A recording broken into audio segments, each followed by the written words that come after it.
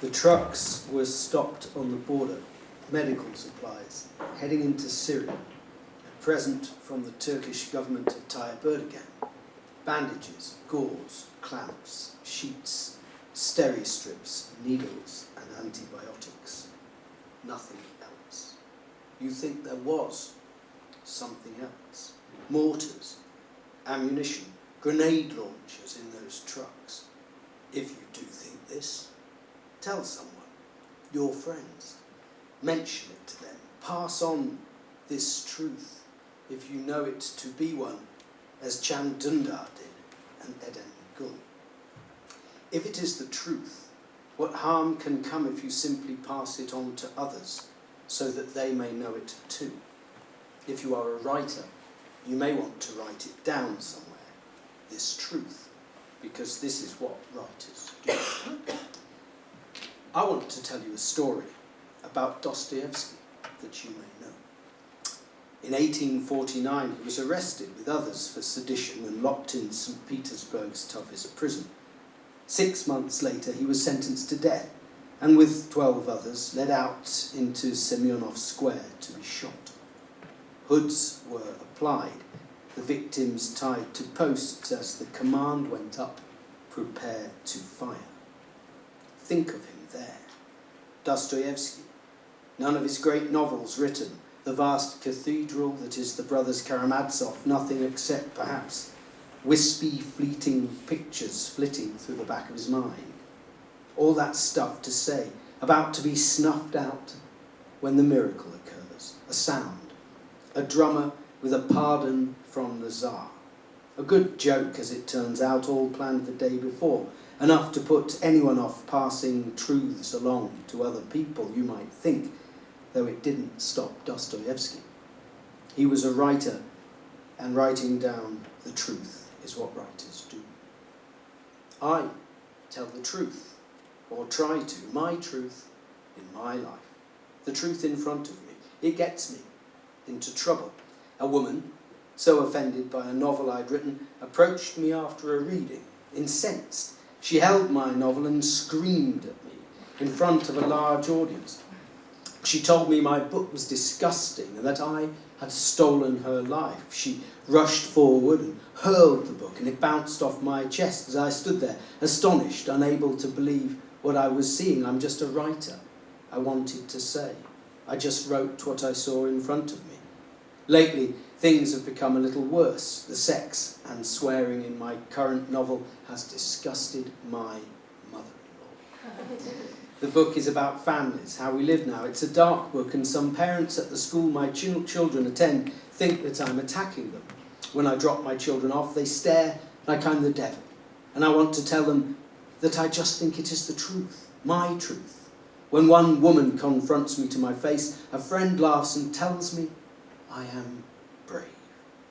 Brave to write these things, to put it all out there. I tell him that yes, perhaps I would be brave if one of the parents staring daggers at me was the president of Turkey, Tayyip Erdogan.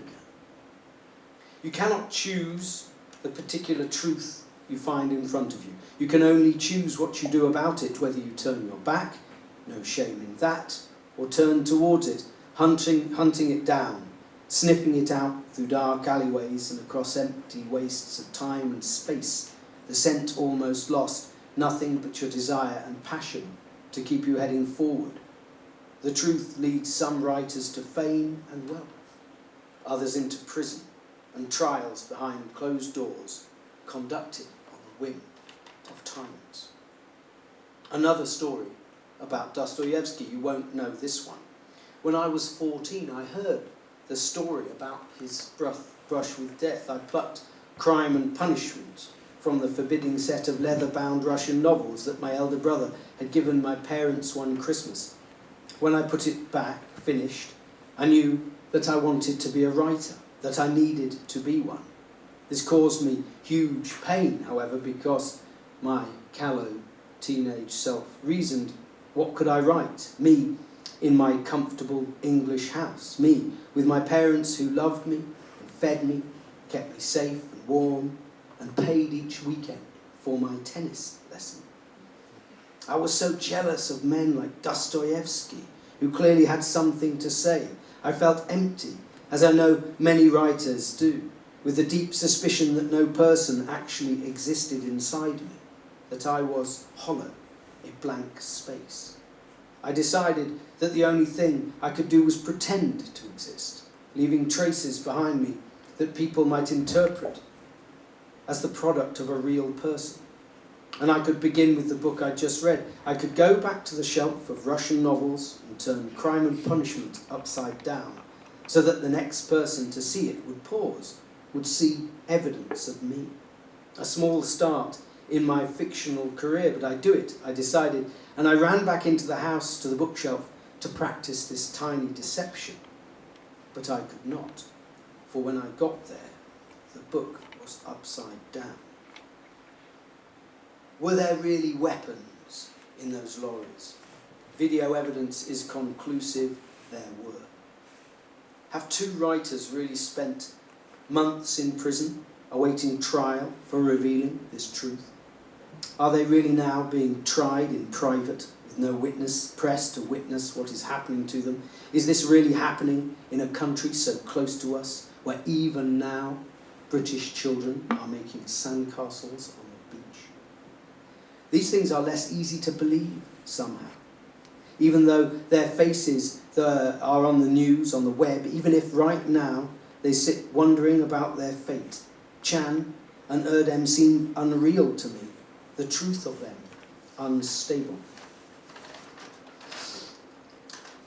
This instability is the goal of tyrants, and we must do what we can to focus on it, insist on its reality, understand that they are real, their stories are true, that truth made concrete now by our belief in it. Thank you.